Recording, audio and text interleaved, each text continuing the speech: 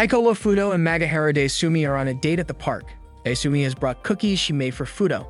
She baked them this morning and isn't sure if they'll suit Fudo's taste. Fudo eagerly tries one and says they taste amazing. Daisumi is surprised but relieved that Fudo likes her cookies. As Fudo gazes at her, Daisumi asks what's on his mind. He says that being able to eat cookies made by his girlfriend on such a sunny day makes him feel like the happiest man in the galaxy. Daisumi calls him dramatic. Meanwhile, at the bottom of the cliff, the Gelatos are locked in battle against their enemies.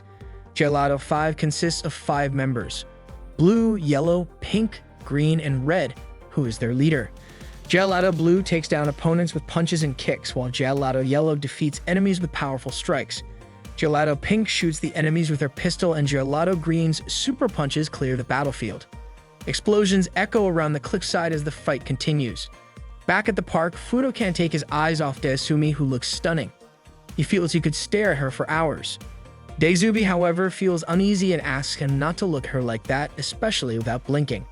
She tells Fudo not to misunderstand. She doesn't dislike him, but she's just not used to it. Fudo has a serious request for Daisumi. He explains that relationship experts recommend couples hold hands, and he suggests they try it. Daisumi is taken aback, saying it's impossible because it's too soon for them. After all, this is only their 3rd date. Fudo counters by saying statistics show that couples usually hold hands by their 2nd or 3rd date. Daisumi is amazed at how bold couples in the world can be. Fudo extends his hand, but Daisumi hesitates. Their hearts pound as they wait for the moment. Slowly, Daisumi begins to reach for his hand. Just as their hands are about to meet, Gelato Blue suddenly appears and asks if Gelato Red is okay. Immediately, Fudo and Daisumi switch into battle mode. Fudo is Gelato Red, the leader of Gelato 5, while Daisumi is the combat commander of the secret organization Gakkao, known as the Princess of Death. Despite belonging to opposing factions, they've crossed the boundaries of their organizations to form a forbidden relationship. Their battle mode appears intense, but Gelato Blue decides not to interfere and leaves it to Gelato Red before returning to the fight below the cliff. Afterward, Fudo and Daisumi end their battle mode. Fudo points out that they were actually holding hands during the fight. Daisumi is touched and can't believe they managed to do it. She marks the date of their hand-holding in her notebook. Daisumi is Fudo's first girlfriend, and he's grateful he had the courage to confess back then. A week earlier at Gelato 5's headquarters, Fudo was exercising in the morning when Arisugawa Haru, Gelato Pink, approached him with a towel. Fudo thanked Haru and she invited him to a meeting. On their way there, they saw Ojino Hayato, Gelato Blue, trying to charm a girl. Hayato was enthusiastically asking her out, suggesting karaoke or a club, and boasting that she'd fall for him once she saw him dance. Unfortunately for him, the girl declined, claiming she was busy. Hayato persisted, leaving her no choice but to punch him. Haru and Fudo continued to the meeting room. On the way, they ran into Jinguji Misaki, Gelato Yellow, and Todoroki Dago, Gelato Green. The team gathered just in time and headed into the meeting room. Professor Big Gelato, the leader of Gelato 5, was already there to welcome them. Daigo handed him the croissants the professor had requested, a snack intended for everyone during the meeting. The professor displayed an image of Death Princess Daisumi. She was a powerful combatant from Gakkao who had appeared 6 months ago. Gakkao, a secret organization aiming for world domination, had become a much more formidable enemy since her arrival. Professor Big Gelato warned the team to be careful. Suddenly, an alarm went off, signaling that Gekko's secret activities had been detected. The alarm ordered the Gelato team to depart immediately. At that moment, members of Gakkao, including the monster Culver and Bear, Death Princess, and the Moonlight Soldier troops, appeared in a park. Civilians hid in fear. The Gelato team arrived just in time to protect the people. They transformed using their freeze change ability, turning into Gelatos in green, pink, yellow, blue, and red. Together, they proudly declared themselves the freezing Sentai Gelato 5. Gelato Red proclaimed that anyone who underestimated them would pay the price. Unfazed, the Gakkao monsters declared that today was the day they would take revenge and ordered their soldiers to attack. Gelato Red used his Strawberry Impact sword to defeat enemies in a single powerful slash. Gelato Yellow fought back with his Megaton Lemon Crush hammer, smashing through the attacking soldiers. Gelato Pink unleashed a volley of arrows from her Sky Peach Rain bow, taking out surrounding enemies. Gelato Green used his Vacuum Pistachio Strike, causing explosive damage to those nearby. Meanwhile, Gelato Blue skillfully wielded his twin soda slash knives, cutting down enemies as they approached. The Gelato heroes were incredible, quickly eliminating Gekko's soldiers. However, the real challenge began as Culver and Bear and Death Princess stepped forward. Gelato Red instructed the rest of the team to handle Culver and Bear while he faced Death Princess one-on-one.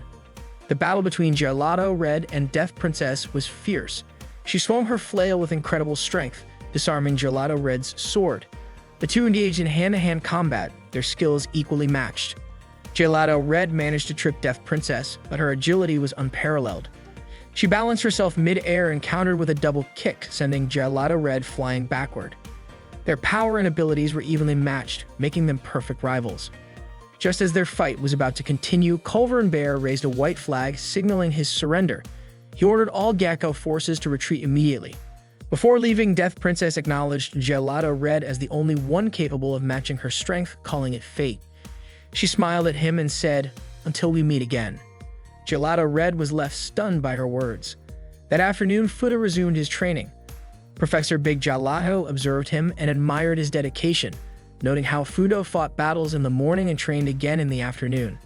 The professor even referred to him as a model hero who constantly worked hard. Fudo trained tirelessly until the evening, ending his routine by consuming a raw egg to maintain his stamina. The professor, bewildered, asked what kind of life Fudo was leading since it seemed to revolve entirely around muscle training. Fudo admitted that there was something on his mind. Professor Big Gelato assumed Fudo was contemplating world peace or the meaning of justice. To his surprise, Fudo revealed that he was thinking about a girl he liked. Shocked, the professor pressed for details, and Fudo confessed it was love at first sight. This was the first time Fudo had ever fallen in love. Professor Big Gelato asked if Fudo had confessed his feelings yet. Fudo said it was impossible for him to confess because he was a hero and they lived in completely different worlds. Professor Big Gelato smacked him on the head, calling him an idiot. He reminded Fudo that there was nothing wrong with a hero falling in love since he was human too. The professor encouraged Fudo to express his feelings, saying love could help him grow as a person. Motivated by his mentor's words, Fudo quickly excused himself to go confess. Professor Big Gelato, who had always thought of Fudo as nothing more than a muscle-obsessed guy, was taken aback. He now saw Fudo as a true man. Curiosity got the better of him, and he wondered what kind of girl could have stolen Fudo's heart. A nurse, perhaps? The professor chuckled to himself, admitting that he too had a thing for nurses. Fudo soon found Desumi and approached her privately, catching her off guard. Surprised, Desumi assumed Fudo was there to resume the earlier battle. She prepared herself, thinking it would be better to settle things right then and there. However, Fudo stood silently, making her suspicious. "What's with you?" she asked, growing impatient.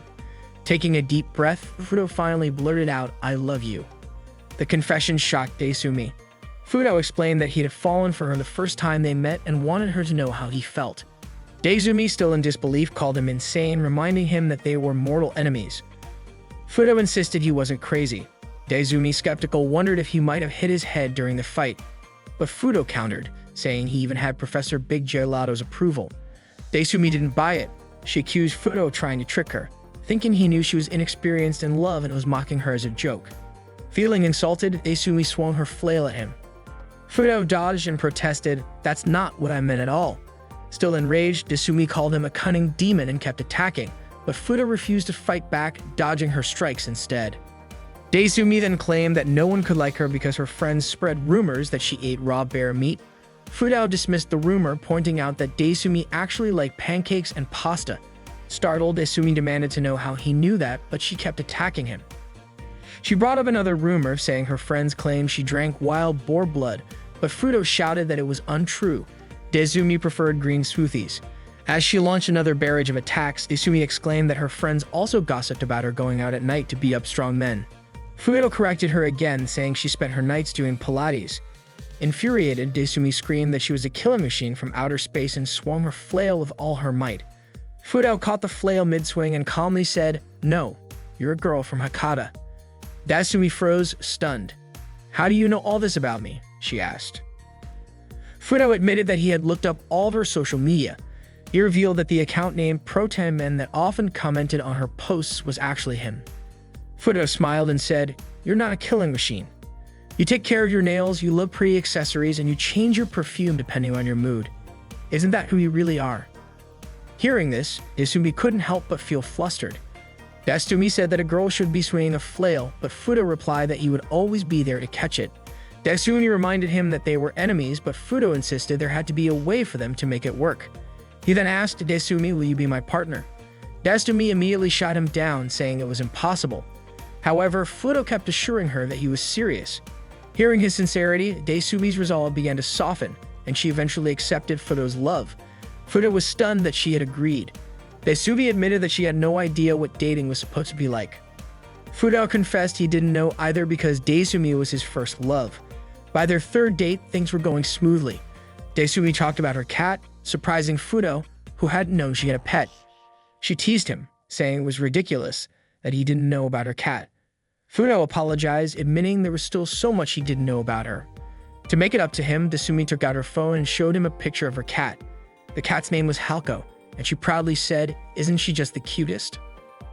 Fudo, however, was startled by the photo, not because of the cat, but because the mirror in the background showed Daisumi's reflection clearly taken after she had just showered.